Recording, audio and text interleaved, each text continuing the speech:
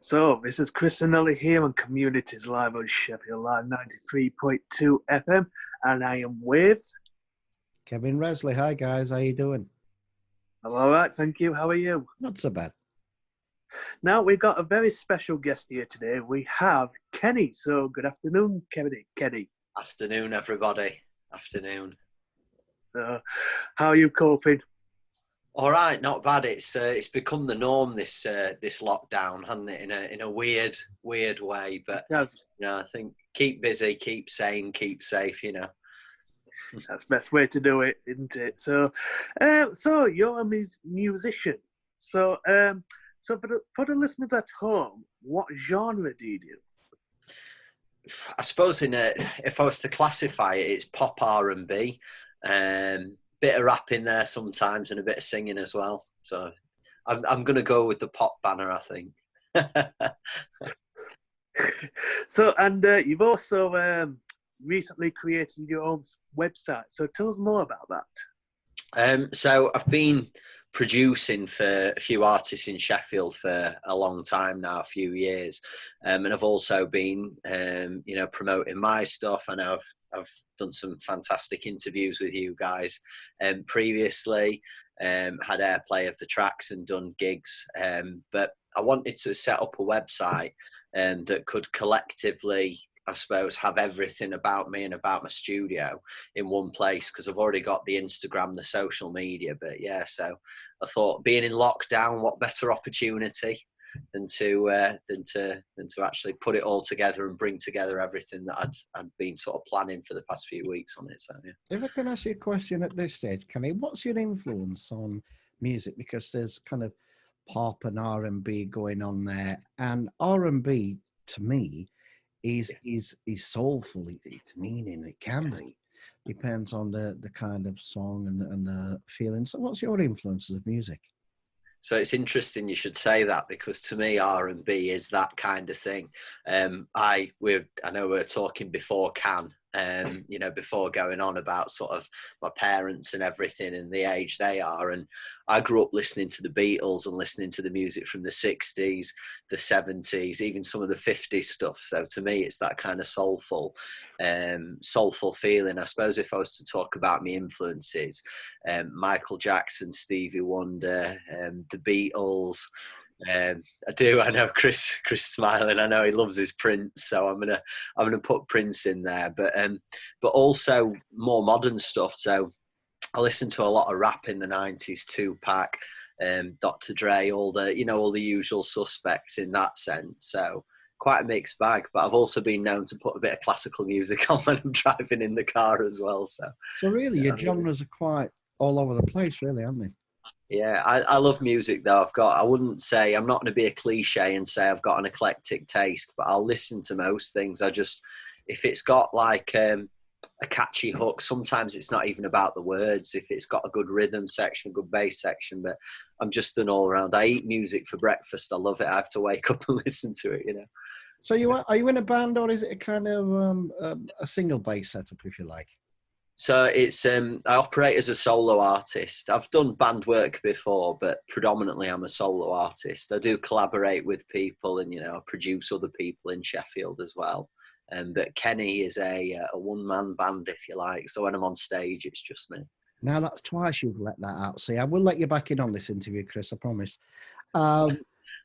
You say you've written for other people. Is it possible that we could drop a few names in who you've kind of worked with, and because we'd be interested, really.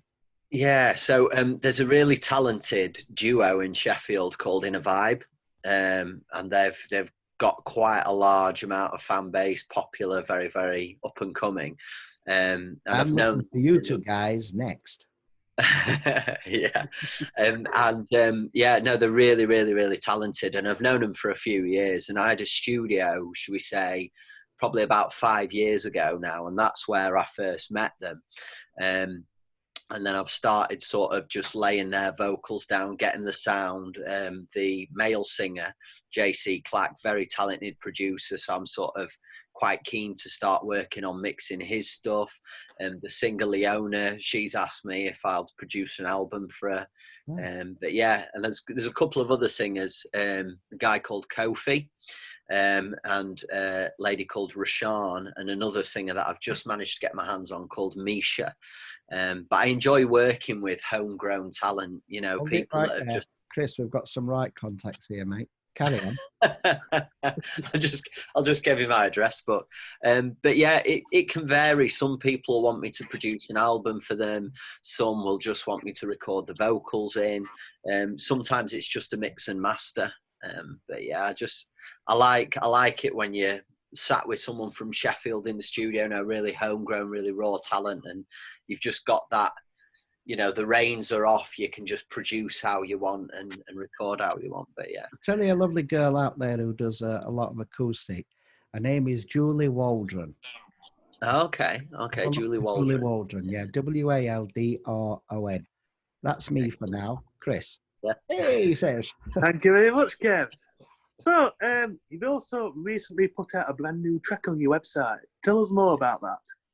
Yeah, so what I wanted to do with the website as well, with it being a new thing, I wanted to just give the followers of Kenny, if you like, the little snippet, a little preview. So I've been operating my studio remotely as per what my website says, and producing for people remotely and mixing my stuff as well and mastering it.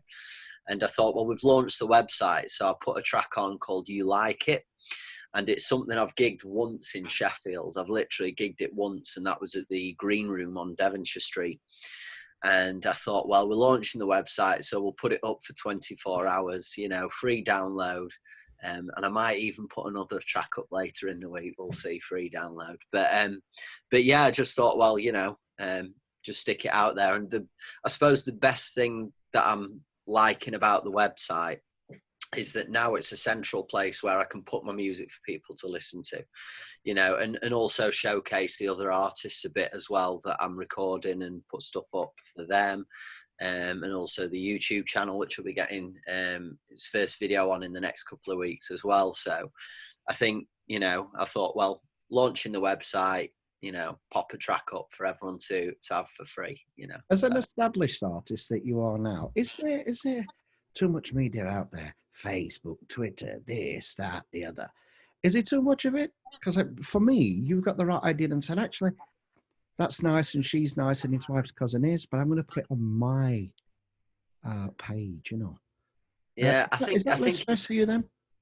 I think it's just the danger is nowadays it's oversaturation, and like I've been spending quite a bit of time on my Instagram recently, and I like to. I'm a habitual browser of profiles. I'll look at people's profiles and but yeah, and it's just incredible. Some of the guys that I've seen on Instagram and on Facebook, there's some incredibly talented people. I was speaking to another singer from Sheffield the other day, just randomly by chance, and you just look at people's feeds and there's some incredibly talented stuff. But I think you're right in the sense as well that you've got that many channels of social media that I thought, well, actually, if I as a user, because we're all listeners of music, aren't we? As much as I'm a singer and a producer, I also listen to other people's music, and sometimes it can be sort of very much all over the place. And I just wanted one central place where if people are thinking, well, I want to listen to a bit of Kenny, then they can everything's there. I think there's about 7 tracks on the website now. We'll have a look at that in a minute, Chris, lad. Yeah. One of my fellow questions for you now, because Chris is tapping, I can see he's tapping there going, come on, I want to go. Would your influence of music touch on blues and gospel? Because soul, rhythm, blues, gospel, that sort of thing, would it touch there? Yeah, so it's quite interesting you say that. So I did a charity track, which is on Spotify, it's on Apple Music, iTunes, and it's called December. And I did it for the charity Cash for Kids, who at the time where I am working, and they, Hallam FM came down, they did some really inspiring stuff, and I thought, well, actually, what can I do?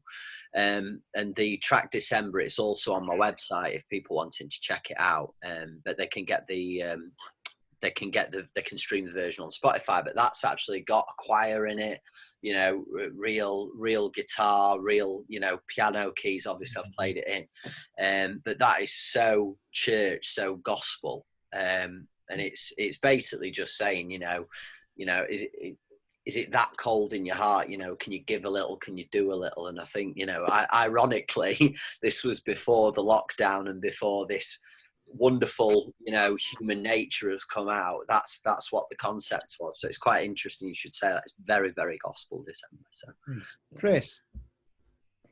Thank you, Kev.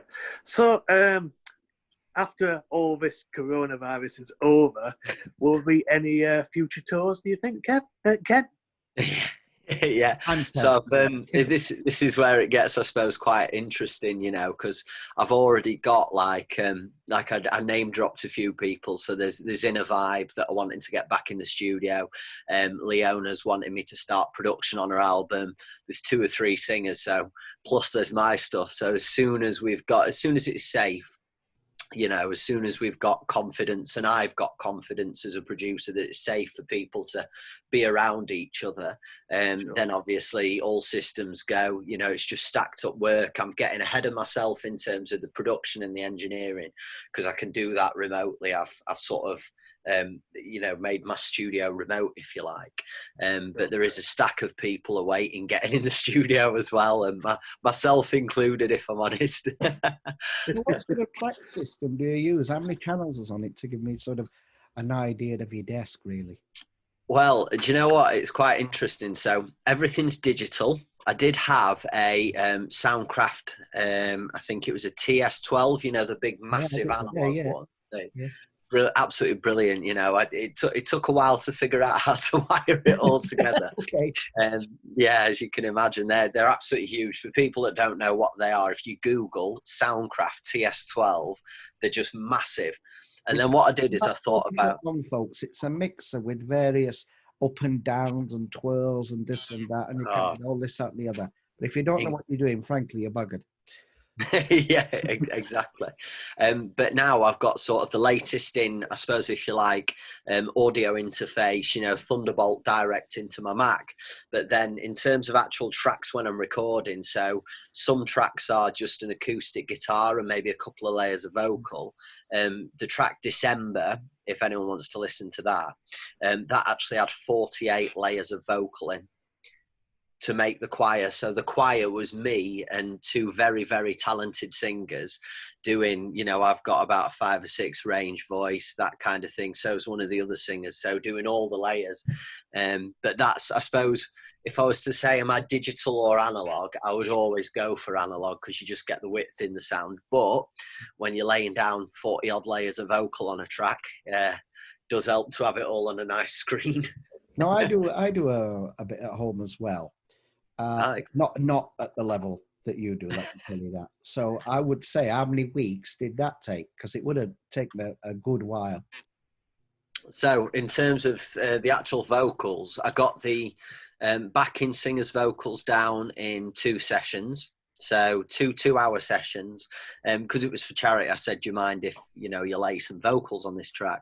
In terms of my vocals, and the other artists will testify to this, I work like lightning in the studio. So my vocals for that track probably took about 2 hours to get the final vocal, including all the layers. So I just hear it, and then I'll lay it down. And then if I'm not happy with the tone, I'll just lay that take down again, and then I move on to the next bit. It's like building brickwork. I get that. You lay your cement down, and then you just put the bricks on, level on, bang, make sure it's all nice, and then, yeah. But sometimes it's, you know, it's not always like that, as you'll know from doing your own stuff. You know, it's sometimes that you can obsess for hours over one note, and then sometimes it just flows out. Do you find that, enough, I'm done? Do you have to walk away sometimes?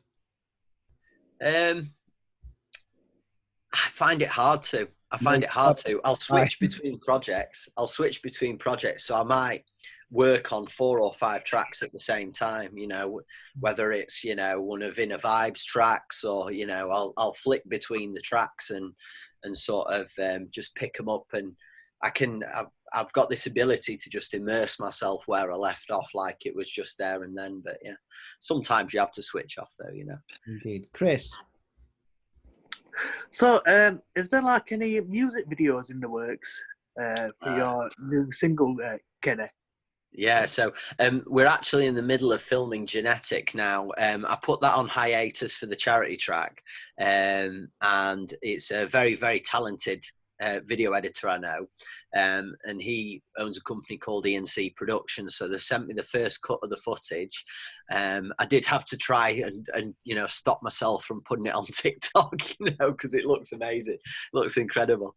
But we're just getting towards the final edit of that. We did a load of shooting. Those of you that have seen on my Instagram, I was out in, you know, blizzards, hail, snow, you know, braving to get the footage. Almost caught hypothermia, to be fair. But yeah, so we're getting towards the finished edit of that. E&C Productions are the guys that are doing it for me. So very talented filmmaker by the name of Curtis. So they're putting it together. But yeah, we did want to shoot some other footage, just some little bits here and there. But obviously, literally about a week after we did the shots up Stanage Edge and nearly froze to death, all this corona thing started, you know, with the lockdown, and you know, it's better to be safe than just try and get that bit of footage, you know. I'd rather everyone be safe. So thanks for joining us this afternoon. Just in case they've missed it, while we've been chatting as though we're all in his living room, where's the best way to get hold of you and sort of see these things, and God willing, when the corona lifts, we can get to see you in person, so to speak? Yeah, definitely. So if everyone wants to check out my website, it's www.thisiskenny.co.uk. I could plug all my socials, but they're all along the top of the website. There's, you know, there's contact forms if you are wanting to use the studio, or if you're just wanting to listen to the music, it's all there as well, you know. So smashing. That's the final one from me. Thank you for that, Chris. And that's all from me. So thank you very much, Kenny. No, it's been an absolute pleasure, guys. Be safe. Okay. Yeah, likewise, and, guys. You do realise now that because you're on Sheffield Live's mailing list, you've done it. It should be all the time. Take care. Take care, guys. Take care. Bye-bye.